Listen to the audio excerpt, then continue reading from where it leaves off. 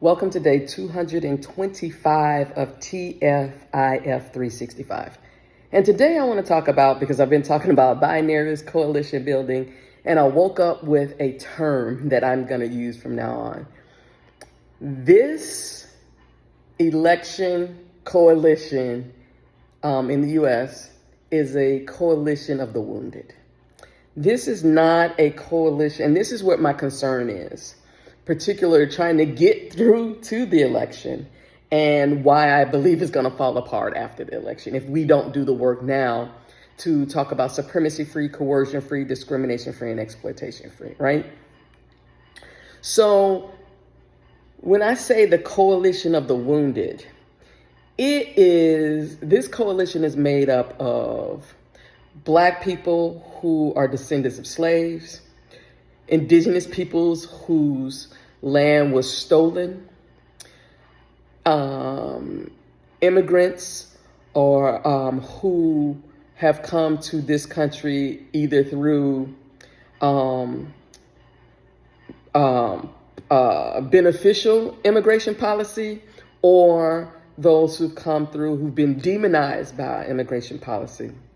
We have people who have families who are being harmed in other parts of the world. We have people who lost their family members to disinformation and misinformation, and are loners, have nowhere to go. We have a part of the coalition. I'm just saying, and this doesn't include, the disabled individuals who have been wounded. We LGBTQ plus A plus community. There is, and I'm missing many, right? Because there are a plethora. But the majority of the folks who are in this coalition right now are here because they're wounded, are here because, if I look at white women, you're here because for the first time, the systems, institutions, and policies that allowed you to benefit at the expense of everyone else due to white supremacy and anti-Blackness is now coming after you because the patriarchy was the part that you didn't dismantle, right? You leaned into the white supremacy and anti-Blackness with the majority of people voting Republican all these years, particularly with this extreme, because it's not new. This is not new. This is just what happens when any initiative has been going for years. At some point it accelerates. At some point it meets a mass, it gets the winds behind it and it sails, right? Trump is not new. He was not invented. He was made for this moment. And we have to acknowledge that there are people who waited for this moment. And then there's the coalition. And this is what I'm talking about, because white supremacy and anti-Blackness are at the root of everything. And this is when people say, oh, there is no anti-Blackness, it's not that bad, or white supremacy, we don't have that. What I'm seeing right now between two fractions of this coalition could destroy it. And it's Black folks who are descendants of slaves in the U.S. and pro-Palestinian protesters who rightfully want to see the carnage in Gaza stop. And yet, because this is an and, what is happening is it's now become a standoff between us and them. And that is what white supremacy does. It is a fucking distraction. It has indoctrinated us to believe that it's all or nothing. It's a zero-sum game, that there are not enough resources. God damn it, we can call on ceasefire in Gaza and not be anti-Black. We can do that. We can have people in the U.S., baby, vote your conscience.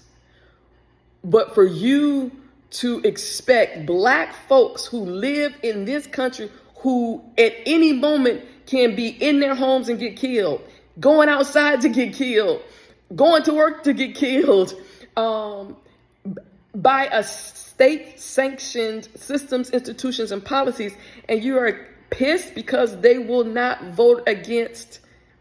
They're the one part of this coalition that you're trying to force them to vote against the coalition of wounded, but they're also wounded, make it make sense.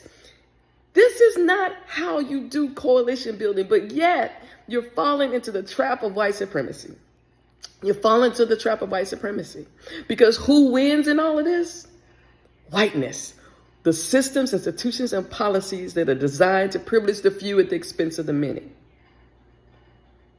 So how do we manage this coalition of wounded? Through supremacy-free, coercion-free, discrimination-free, and exploitation-free. Through equal value, equal agency, equal leverage, and equal access.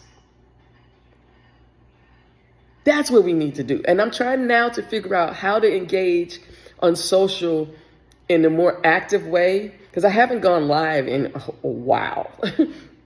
And how to do it, because I'm on several platforms, but how to do it and start having conversations about y'all falling in the trap. You're falling into the trap. This country is where it is because Black folks have never disengaged. We've drugged the model minority with us. We've drugged white folks across the line. This country does not survive. It is nothing without the labor of Black descendants of slaves. This country. I'm not speaking about anybody else. And this is not I'm not here to talk about who's Black, because that's bullshit too. I don't get into kinds of Black, because we don't get into kinds of white. So I'm not gonna fucking be talking about somebody's less Black than no. If your ass can go out and they see you as Black, that's what the fuck you are. Just like I don't ask what kind of white people are, because when I see you, you white, till you tell me something else, or to your behavior demonstrate something else. Because until then, you are dangerous to me. So, pro-Palestinian protesters, my question for you is there a way for you to have your voices heard, have your cause supported without you playing around in anti-Blackness, without you doing the work of white supremacy? Because if those two, because I'm seeing right now, these are the two demographics in this coalition that are the most powerful. It is not the white women and white dudes who missing their daddies that Tim Walz is bringing up, who they lost because of Rupert Murdoch and Fox News. It is two wounded ass and constituencies that are turning on themselves or turning on each other. And pro-Palestinian folks, I need you not to resort to anti-Blackness. You can do this without that. You can have all of us behind you without that, and without expecting people who everyday lives are in jeopardy to not do the work that our ancestors have been doing. We fought. I have folks who just recently passed away. Segregation is not something that is foreign to me. I have folks who are in my family who got beat for this right to vote. And for you to insist that Black folks throw that away, that's a bridge too far. So you're going to have to figure this out, because what you're not going to do is expect Black folks because you don't expect it from anybody else, because that's what I'm seeing. You're not expecting this from anybody else. For Black folks to do something we've never done, which is vote against our own interests en masse. It's not going to happen. We've had offshoots, but not en masse, because our ancestors endured too much for us not to have held the bare minimum seat at the table that we have. All right? So those are the conversations I'm going to go forward with. I'm not sure how to do that, but I'm going to put a period on that. I'm not sure how to do that, period.